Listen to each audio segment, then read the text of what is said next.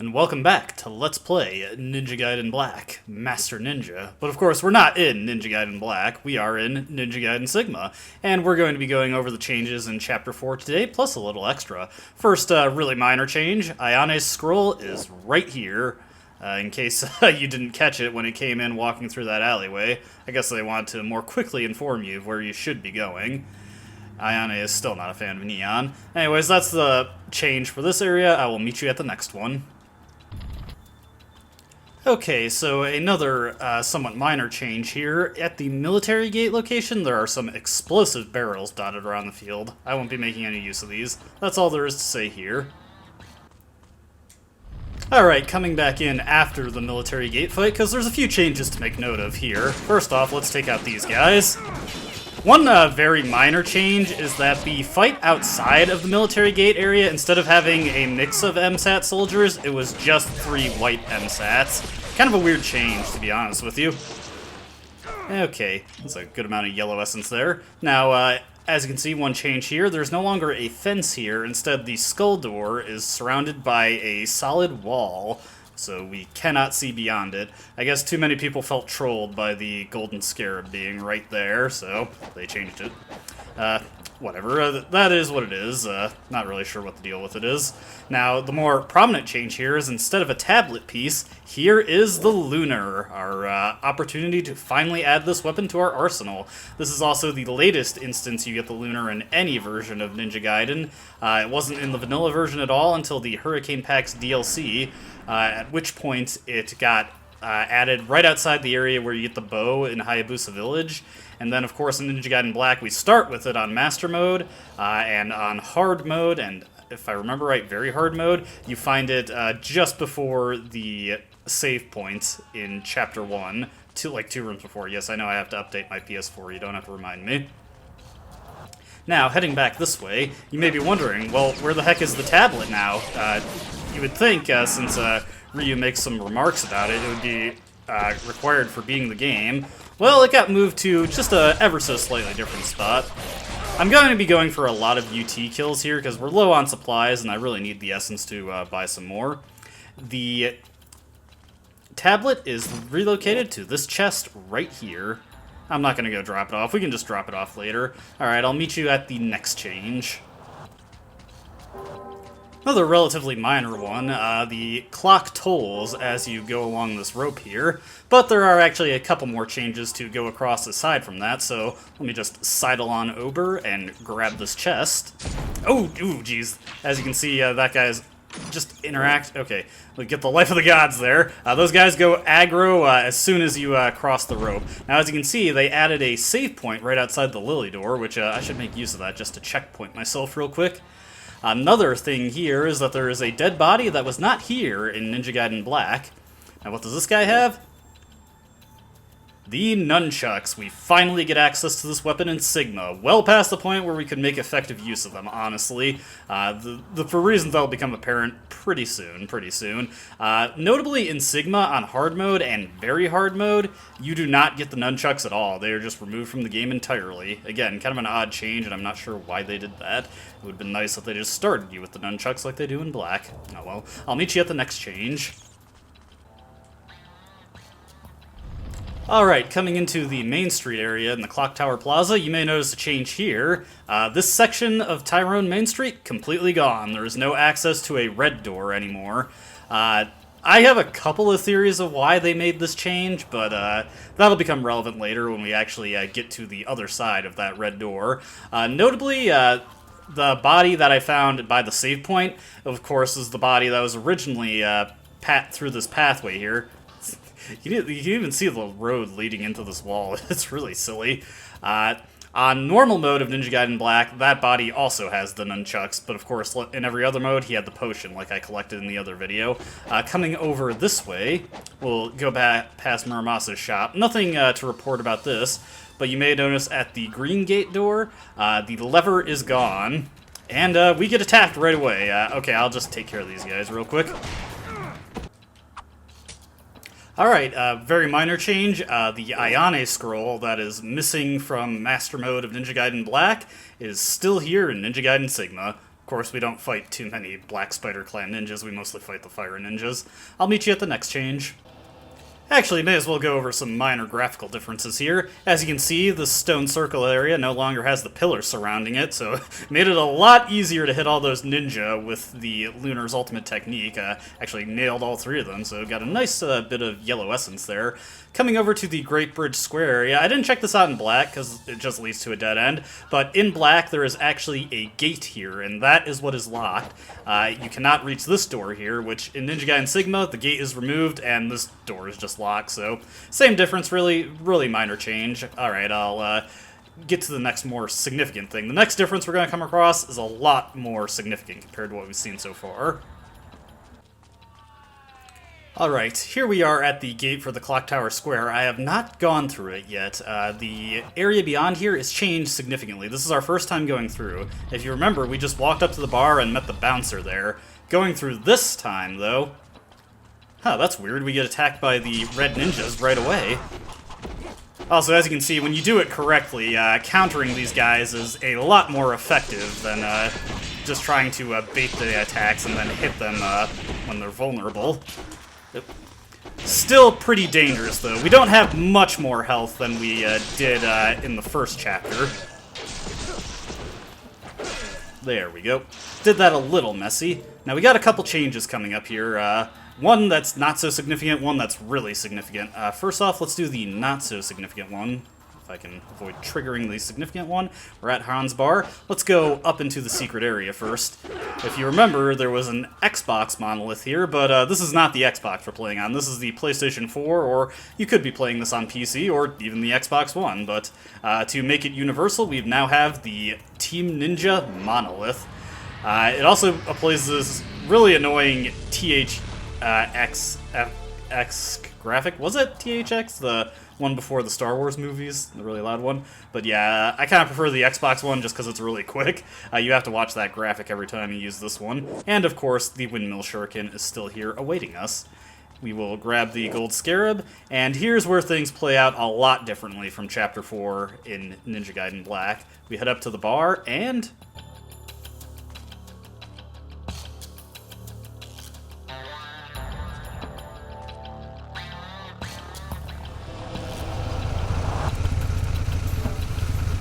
have a ticket for the party? Why, hello, recycled voice clip. Yeah, they reused the bouncer's voice clip for these guys, and it's kind of distracting and silly. I'm not sure why they did that. But yeah, we do not have a bouncer in this version of the game. Instead, we get attacked by motorcycle cops.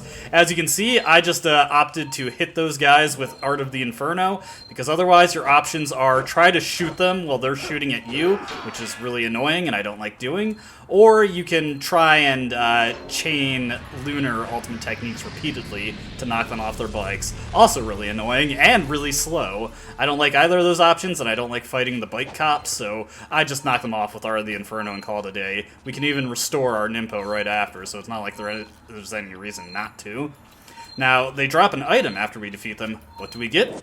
Why, it's the Lily Key. We get it earlier than we did. Instead, we got it at the start of Chapter 5 in Ninja Gaiden Black.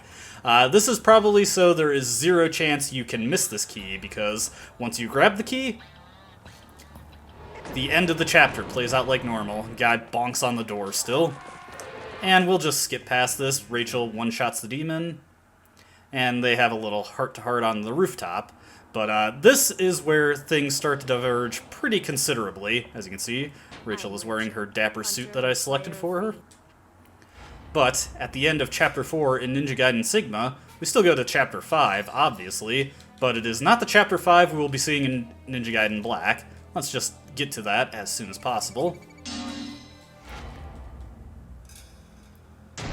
Yeah, still ahead, Ninja.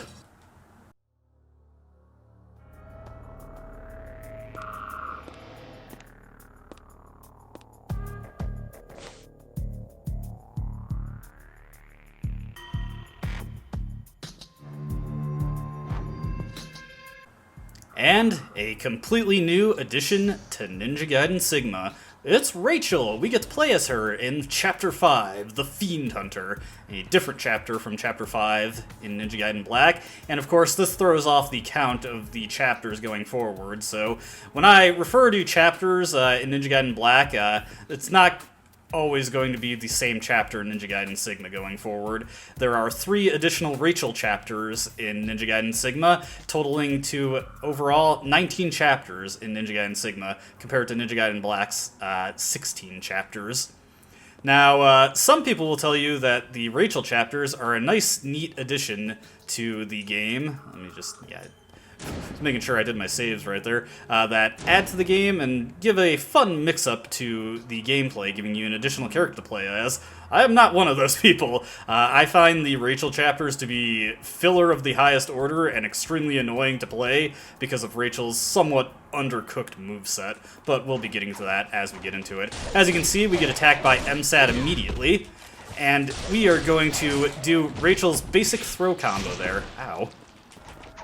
Let's hit this guy with an ultimate technique. We definitely want to get some essence. Going into it, we do get some items to start with, as you can see. It should be enough for my purposes. Hopefully I don't get hit with another throat slit. That was a bit unfortunate that I got nailed with that. Rachel can also flip over these guys, which is kind of a cool maneuver. Certain enemies that are capable of guarding can block that. As you can see, we had some... let's see if I can carry this essence into the next fight here. Now, it's gonna be too long, so we'll just take this treasure chest right here. Hey, Great Spirit Elixir, that should come in handy. Now, let's see, going over Rachel's move here, as you can see, she's got basic combos. The Warhammer is actually a weapon that Ryu will be obtaining later, and we'll go over that when we get it. Rachel wields it way differently, though. We have her heavy attacks here, which are not that great. We have our aerial attack, just comes down, brings it down hard, and of course our ultimate technique hits a little area around her. Decently useful when surrounded, but its hitbox is not nearly as big as you'd think. Rachel is done with her stressful 9-to-5 office job. She's ready to drum up some business with her side gig and relieve some stress. Coming into the Monastery Plaza here, get attacked immediately, of course, and oof, we got red ninjas here. Alright, I'm gonna be careful here. Now that throw is not quite as powerful as it looks. Let's see. Yeah, okay, it did take that guy out. Let's hit this guy with an ultimate technique. Is the fight still ongoing? No, alright. That was easier than I was expecting. But yeah, Rachel has access to counterattacks, let's see. She's not as strong as I'd like. Let's see here. Coming into here, we get attacked by these guys.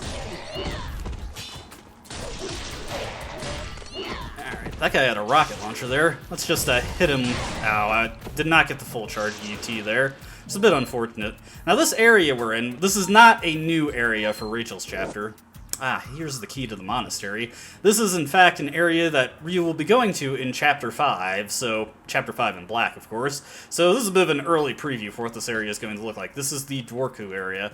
There is a Muramasa statue right here. Note, when Ryu comes through here in Ninja Gaiden Black, this statue is not here. This is an additional Muramasa statue in Sigma, added mostly for Rachel to use, but also serves as a convenient thing for Ryu when he gets here.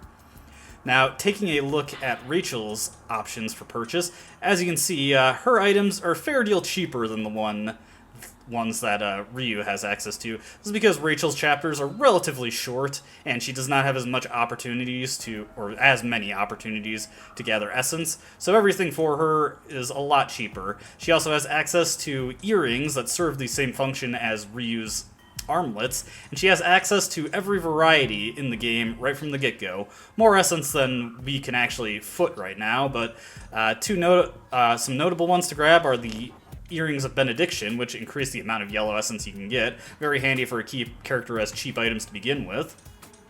The earrings of the sun, which, according to my sources, actually are more potent than the ones that Ryu has access to. Ryu's armlet increases his strength by 5%. This one apparently increases Rachel's by 15%, making her a lot stronger. The Earrings of Celerity, which reduces your ultimate technique charge time. Very, very nice, especially for Rachel, who kind of depends on her ultimate techniques to survive, more so than Ryu ever does. And the Earrings of Potency, which improves the powers of those fancy throw moves we've been using pretty considerably. The Earrings of Fortune and the Earrings of the Moon, not that important. Earrings of Moon for the same reasons it is for Ryu. Earrings of Fortune, because, well, that improves Rachel's sorcery, and we don't even have any sorcery yet. Get attacked by some Shadow Imps here, variety of enemy that we have not seen as Ryu yet. We will be getting all too familiar with these guys later with Ryu, though. Yeah, we just want to be careful here. You have to watch out. A lot of these guys' attacks are guard-breaking in nature. And we're just going to chain UTs to finish these guys off. Let's let this guy approach. Oh, look, I knocked that guy out of that shadow. And Ninja Gaiden Black, when they're in the shadow form, they are effectively invincible. Let's see here. Okay, yeah, I lost track of that one guy. Let's, oof, that's bad. Alright, we're gonna use our first Elixir of Spiritual Life there. Not too worried about using those up, because like I said, Rachel's items, very cheap. We can just easily replace them. Alright, took those two guys out. Or just the one, it looks like. That get two? Yes, that did. Let's hit this guy with the... Oh, you didn't approach? Yeah, that whiffed entirely. Let's see if I can't hit this guy now. I wanted to hit him with a grounded attack. Rachel is pretty slow and unwieldy, as you noticed. Her dodge does not go anywhere near as far as Ryu's. Also very annoyingly, as you probably noticed, her damage is not that high. So her really clunky nature as a character does not really synergize well with the fact that she just does not deal that much damage. Alright, going into the Dvoraku Monastery here. Our goal is within the monastery itself. I'm just going to do a quick checkpoint real quick. And may as well top myself off. But we're not going to go in there right away. We are going to head this way, as there is a little extra for us waiting. Ugh. Yeah, Rachel got very weird, Yeah, this is going pretty terribly. Good thing I saved there, because there's a very real chance that I may die.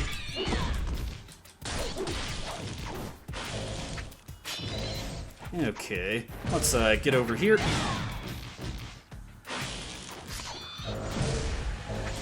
Yeah, we just want to play it safe here. We'll focus on using UTs to take these guys out. Just continue to use our essence to fuel them. That move where she flips over the enemy, very useful, especially for ones that cannot guard. And these guys are just letting me charge the UT here, so we'll take advantage of that. Easy peasy. That was actually very risky that I did right there.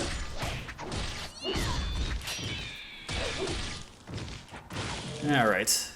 I would have liked the blue essence. Red essence is completely useless for Rachel right now. Alright, an Elixir of Spiritual Life for us there. And over on this guy's dead body.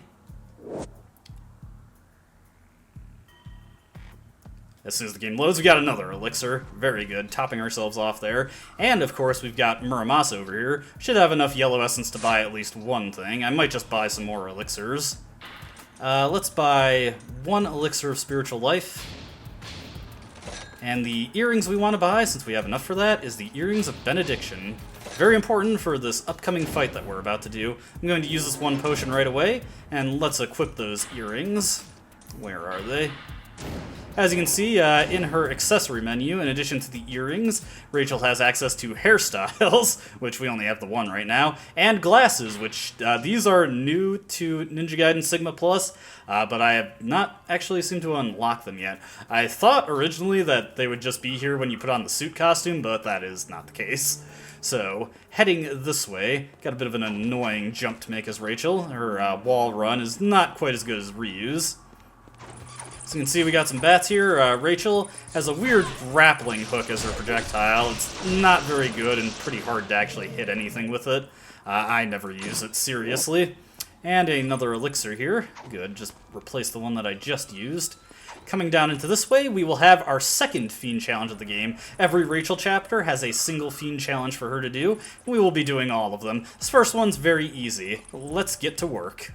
And for the next challenge, we have 120 Shadow Imps to take care of. It is not that different from the rest of this chapter, honestly. You mostly fight Shadow Imps at this point. As you can see, we are doing more Katana Zero music. We're hitting the floor this time. But yeah, the basic strategy for this Fiend challenge, just take out one of these guys, then use that yellow essence to fuel a UT, use the resulting yellow essence to fuel multiple UTs, and we just spam those ad nauseum until 120 imps have been defeated. Not terribly interesting, and the third Fiend challenge that Rachel gets into also plays pretty similarly to this. The second one can be a little bit more dicey. I guess it's pretty similar in principle, but yeah, this is what Rachel is good at. She just does this a lot. Yeah, I am not a huge fan of how Rachel plays. As you can see, her dodges are just very awkward, kind of clunky to use. Mostly the dodge over the enemy's shoulder, the one where she flips over them, that's probably her best defensive option, and it is not so great when the enemy has solid guard and just deflects her when she tries to do it. Rachel also has a variety of throw-based moves if you can deal with her awkward combos to try and connect with them. I do not care to do so often, so yeah, I usually rely on UT spam in any situation that allows for it. And we are coming up on the end of this challenge. Let's see what reward we get for it.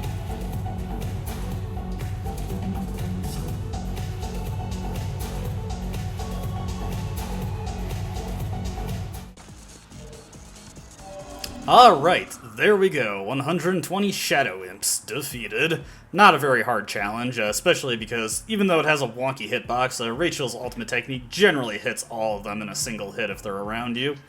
For our efforts, we get a new hairstyle. Yes, for completing Rachel's Fiend challenges, you get hairstyles for most of them. The hairstyles you get depends on the difficulty you are playing. Our first hairstyle we're rewarded is Assassin Style Brunette. If you unlock the hairstyles in the main mode, you get them to use in mission mode as part of Rachel's outfit. Not that great a reward, honestly, but we may as well put it on. As you can see, Rachel has cut herself down to be a bit more appropriate for the office environment.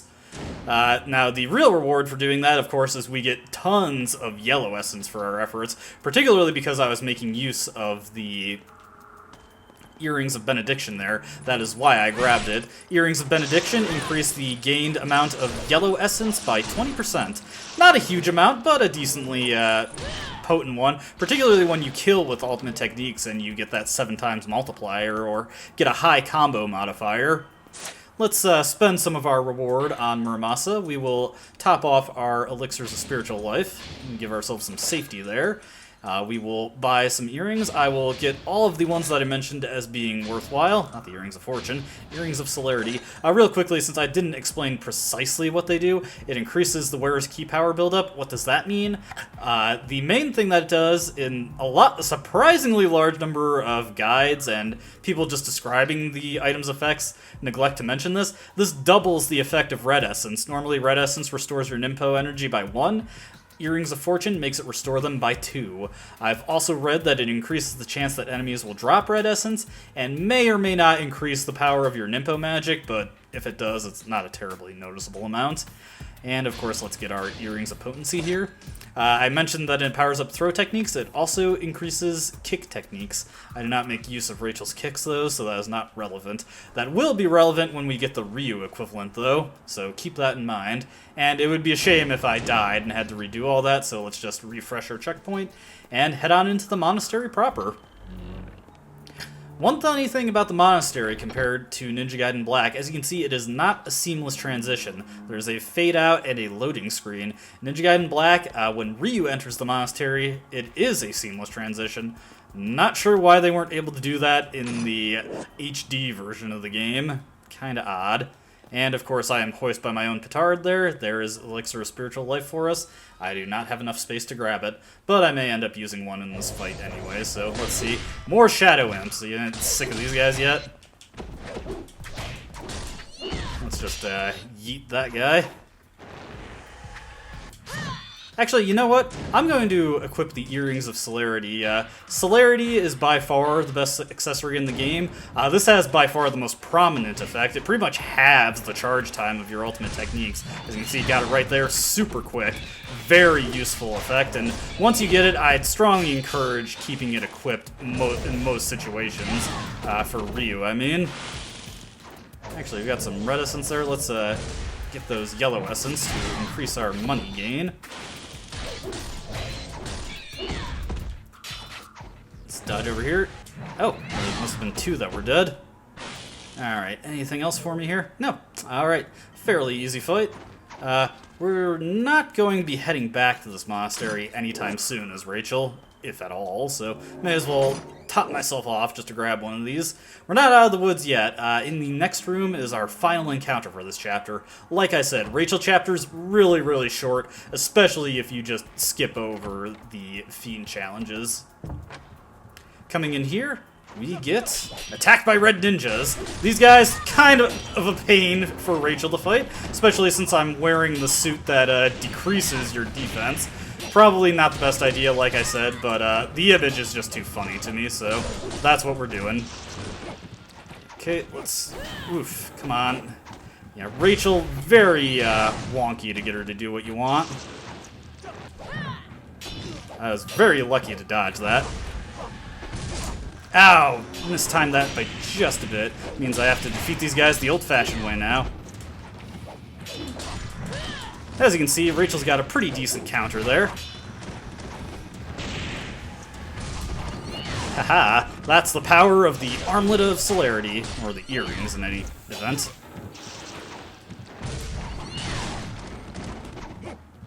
Ah, always mistiming the landing as Rachel. I'm just so used to how Ryu handles.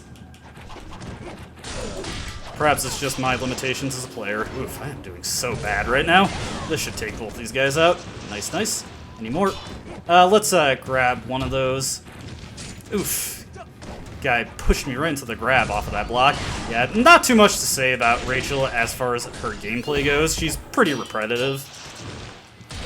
You do want to get the hang of countering as her for the next chapter for a very particular fight that is very annoying. I almost died there. Oof, that was way, way, way too close.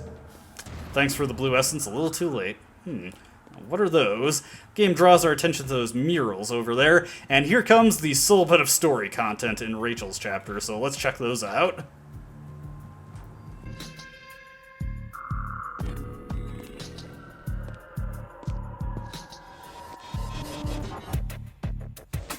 In an age when chaos ruled all, the bloodlines of all the ancient tribes were mixed, and their traits were passed on to the fiends. Then there were the twin fiend sisters, Nike, Fiend of Destruction, and Ishtaros, Fiend of Creation. The bloodline they began invited the awakening of an entire new race of fiends. Those who have awakened to become fiends may only find freedom in death.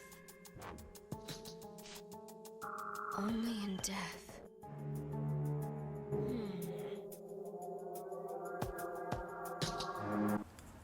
Sole bit of story content for this particular chapter for Rachel. The only one that actually directly ties into the plot, as far as Ryu's antics goes, is actually the next chapter, and I guess very, very loosely the third chapter ties in, but mostly it's just explaining something that kind of happened off-screen in Ninja Gaiden Black, but we'll get to that next time. But yeah, first Rachel chapter, for completing the Fiend challenge, we get Auto Legendary Hunter. Yes, Rachel has her own unique rankings. Now, there are still more things to see with Rachel. Of course, we have not gotten access to her equivalent of Nimpo yet, so something there. But Rachel does not get any new weapons. No new projectiles, no new melee weapons. She is stuck with the Warhammer. Kind of disappointing, because she has that sword strapped to her leg on her default outfit, but she never uses it. Now, after completing the Rachel chapter, we reconvene with Ryu exactly where he left off in Ninja Gaiden Black. Chapter 5 of Ninja Gaiden Black is, of course, now Chapter 6.